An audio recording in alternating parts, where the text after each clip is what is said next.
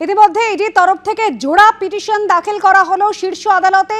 ইডির তরফে যে জোড়া পিটিশন দাখিল করা হয়েছে, ইডি 3 জন অফিসার নিশান্ত কুমার, বিক্রম আহলাদ, প্রশান্ত চন্ডেলা নামে 3 অফিসারের নামে পিটিশন দেওয়া হয়েছে। মামলায় পার্টি করা হয়েছে রাজ্য সরকার এবং মুখ্যমন্ত্রী মমতা বন্দ্যোপাধ্যায়কেও। সৌভিক মজুমদার আমাদের প্রতিনিধি রয়েছেন আমাদের সঙ্গে। সৌভিক, একেবারে নির্দিষ্টভাবে এই পিটিশনে কি কি অভিযোগ আনা হয়েছে? দেখো, এই পিটিশনে একাধিক অভিযোগ নির্দিষ্টভাবে আনা হয়েছে। যে অভিযোগ এতক্ষণ তৃণমূল কংগ্রেসের মুখপাত্র অরূপ চক্রবর্তী করছিলেন, যে সরাসরি ইডির আধিকারিকদের বিরুদ্ধে চুরির অভিযোগ করা হচ্ছিল, এই একই অভিযোগ কিন্তু ইডির আধিকারিকরাও এরাজ্যের বিরুদ্ধে এনেছেন, পুলিশের বিরুদ্ধে এনেছেন, মাননীয় মুখ্যমন্ত্রীর বিরুদ্ধে এনেছেন। এবং তারা সরাসরি বলছেন যে এইভাবে যেভাবে এখান থেকে ডকুমেন্ট নিয়ে যাওয়া হয়েছে, ডিজিটাল এভিডেন্স নিয়ে যাওয়া হয়েছে, তাতে কিন্তু তারা মনে করছেন যে এখানে চুরির ধারা বলবৎ হয় এবং সেই আবেদন কিন্তু তারা এই পিটিশনে রেখেছেন। তার পাশাপাশি তারা এখানে স্পষ্টতই বলেছেন যে তাদেরকে হুমকি দেওয়া হয়েছে, তাদের বিরুদ্ধে চক্রান্ত করা হয়েছে, তাদের বিরুদ্ধে অপরাধমূলক ষড়যন্ত্র করা হয়েছে এবং এই ধরনের একাধিক যে অভিযোগ, সেই অভিযোগ তারা করেছেন। তারা অভিযোগ করছেন তাদেরকে কার্যত জোর করে আটকে রাখা হয়েছে।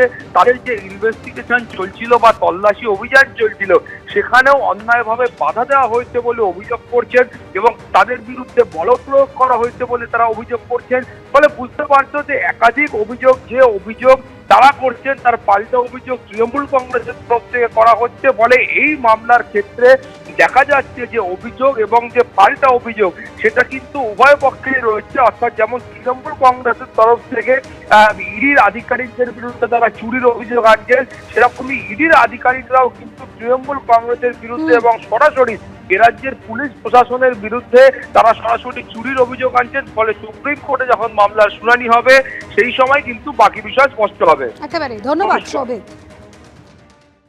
আইপ্যাক কাণ্ডে পুলিশি তৎপরতা তুঙ্গে। এবার প্রতীক জৈনের বাড়ির সিকিউরিটি রেজিস্টার বুক বাজেয়াপ্ত করল শেক্সপিয়ার সরণি থানা। পুলিশের দাবি, বৃহস্পতিবার তল্লাশিতে গিয়ে রেজিস্টার বুকে সই করেননি ইডি আধিকারিকরা। নিয়ে নেওয়া হয় নিরাপত্তারক্ষীদের মোবাইল ফোনও। পাল্টা ইডির দাবি, এটাই স্বাভাবিক প্রক্রিয়া। এদিকে গোটা ঘটনায় ইতিমধ্যেই তরজা শুরু হয়েছে রাজ্য রাজনীতিতে। আইপ্যাকের কর্ণধারের বাড়ি ও অফিসে ইডির হানা, সেখানে মুখ্যমন্ত্রীর পৌঁছে যাওয়া ও ফাইল হাতে বেরিয়ে আসা। এই ঘটনা নিয়ে রীতিমতো উত্তপ্ত রাজ্য রাজনীতি। জল গড়িয়েছে সুপ্রিম কোর্ট পর্যন্ত। পাশাপাশি পুলিশি তৎপরতাও তুঙ্গে। ইতিমধ্যেই আইপ্যাকের কর্ণধার প্রতীক জৈনের বাড়ি এবং অফিসের সিসিটিভি ফুটেজ সংগ্রহ করেছে পুলিশ। আর এবার আইপ্যাকের কর্ণধার প্রতীক জৈনের বাড়ি যে বহুতলে, তার সিকিউরিটি রেজিস্টার বুক বাজেয়াপ্ত করল শেক্সপিয়ার সরণি থানার পুলিশ। পুলিশ সূত্রে দাবি, বৃহস্পতিবার তল্লাশিতে গিয়ে রেজিস্টার বুকে কোনো সই করেননি ইডির আধিকারিকরা। এমনকি দায়িত্বে থাকা নিরাপত্তারক্ষীদের মোবাইল ফোনও নিয়ে নেওয়া হয়। পাশাপাশি বৃহস্পতিবার প্রতীক জৈনের বাড়িতে তল্লাশি চলাকালীন নাইট ডিউটিতে থাকা ও সকালে থাকা 3 নিরাপত্তারক্ষীকেও তলব করেছে শেক্সপিয়ার সরণি থানা। একদিকে মামলা যখন আদালতে, তার পাশাপাশি পুলিশ কিন্তু ইডির বিরুদ্ধে যে অভিযোগ হয়েছে সেক্ষেত্রে তারা তৎপরতা দেখাচ্ছে। বিভিন্ন ব্যক্তিকে করা হচ্ছে জিজ্ঞাসাবাদ, তার পাশাপাশি বাজেয়াপ্ত করা হচ্ছে একাধিক সরঞ্জাম। फाइल लेकर निकल गई होंगी नहीं, और उसके चेहरे पर घबराहट दिखाई पड़ रही थी, जैसे वो रश कर रहा था उनके कॉन्वॉय में रखने के लिए। तो क्या हो रहा है? There is something very seriously wrong in this whole exercise.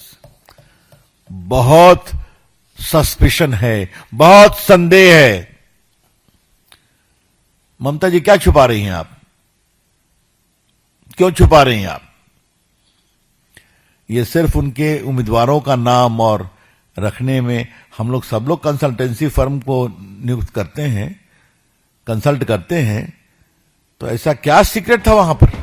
একদিকে যখন ইডির বিরুদ্ধে এমন অভিযোগ তুলছে পুলিশ, সেখানে পাল্টা এনফোর্সমেন্ট ডিরেক্টরেটের সূত্রে দাবি, যে কোনো তদন্তের ক্ষেত্রে এই নিয়ম মেনেই কাজ করে থাকেন আধিকারিকেরা। এটাই স্বাভাবিক প্রক্রিয়া। সেক্ষেত্রে নিয়ম না মেনে থাকলে সবটা জানাজানি হয়ে গোটা প্রক্রিয়া ব্যাহত হতে পারে।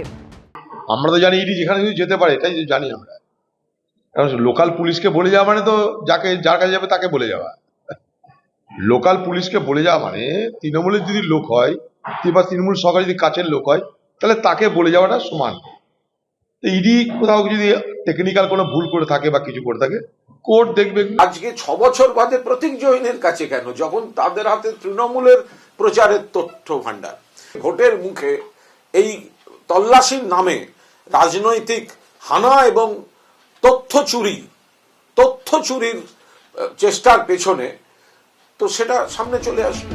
লাউডন স্ট্রিটে প্রতীক জৈনের বাড়ি ও সেক্টর 5-এ আইপ্যাকের অফিসে ইডির তল্লাশি নিয়ে ইতিমধ্যেই অজ্ঞাত পরিচয় ইডি আধিকারিক ও সিআরপিএফ এর বিরুদ্ধে শেক্সপিয়ার সরণি থানা ও বিধাননগরের ইলেকট্রনিক্স কমপ্লেক্স থানায় 3টি এফআইআর দায়ের করা হয়েছে।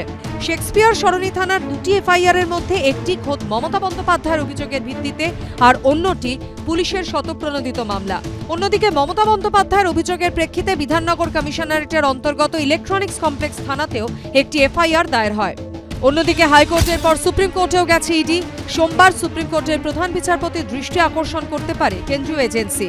ক্যাভিয়েট দাখিল করেছে রাজ্য সরকারও। পার্থপ্রতিম ঘোষ ও রাজীব চৌধুরীর রিপোর্ট, এবিপি আনন্দ। আর অন্যদিকে গত শনিবার চন্দ্রকোনা রোডে বিরোধী দলনেতা শুভেন্দু অধিকারীর কনভয় হামলার অভিযোগে সরগরম রাজ্য। সেই ঘটনারই প্রতিবাদে গতকাল জেলায় জেলায় প্রবল বিক্ষোভ দেখালো বিজেপি। আর এই নিয়ে কটাক্ষ ছুড়ে দিয়েছে তৃণমূল কংগ্রেসও।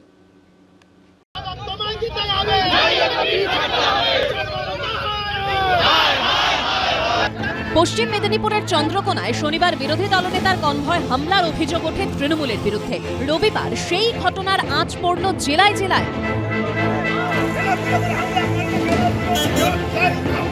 চন্দননগর, বাঁকুড়া, মেদিনীপুর, বর্ধমান পুলিশের সঙ্গে কার্যত ধস্তাধস্তি, টায়ার জ্বালিয়ে প্রতিবাদ। প্রবল বিক্ষোভ, বাদ গেল না কিছুই। ফলে শনিবারের ঘটনায় তপ্ত গোটা রাজ্য। রবিবার হুগলির চন্দননগরে জিজি রোডের ওপরে টায়ার জ্বালিয়ে বিক্ষোভ দেখায় বিজেপি। পুলিশ বাধা দিতেই বচসায় জড়িয়ে পড়েন বিজেপি কর্মী সমর্থকরা। কার্যত দুপক্ষের ধস্তাধস্তি বেঁধে যায়। তখন পুলিশ কোথায় ছিল? যখন মুখ্যমন্ত্রী সবার সামনে তাদের সমস্ত অপরাধী ফাইলগুলো ছিনিয়ে নিয়ে গেল, তখন তার সঙ্গে পুলিশও সাহায্য করেছিল। সেই পুলিশকে আমরা ধিক্কার জানাই এবং অবিলম্বে মমতা ব্যানার্জি পদত্যাগ চাই। আর যতদিন পদত্যাগ উনি না করবেন ততদিন আমরা জোরতম আন্দোলন চালিয়ে যাব। পশ্চিম বর্ধমানের কাকসার মুচিপাড়ায় বিক্ষোভ মিছিল করে বিজেপি। এরপর শুরু হয় পথ অবরোধ। রাস্তায় টায়ার জ্বালিয়ে বসে পড়েন বিজেপি কর্মীরা। পুলিশ তাদের তুলে দিতে গেলে তর্কাতর্কি শুরু হয়ে যায়। বাঁকুড়ার নাকাইজুড়ি এলাকায় বিষ্ণুপুর থেকে সিমলাপাল তালডাংরা যাওয়ার রাজ্য সড়ক অবরোধ করে বিজেপি। মেদিনীপুরের ধর্মা এলাকাতেও রাস্তায় টায়ার জ্বালিয়ে বিক্ষোভ দেখায় বিজেপি।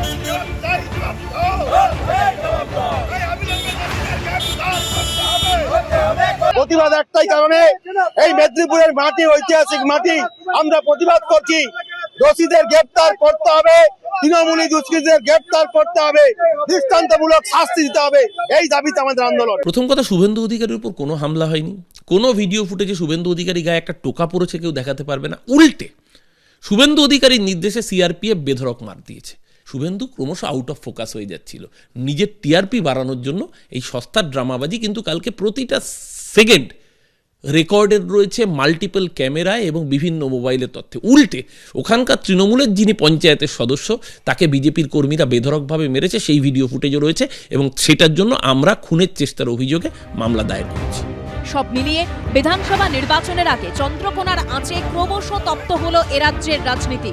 সৌরভ বন্দ্যোপাধ্যায়, পূর্ণেন্দু সিংহ রায়, সৌমেন চক্রবর্তীর রিপোর্ট, এবিপি আনন্দ। এবিপি আনন্দ, এগিয়ে থাকে, এগিয়ে রাখে।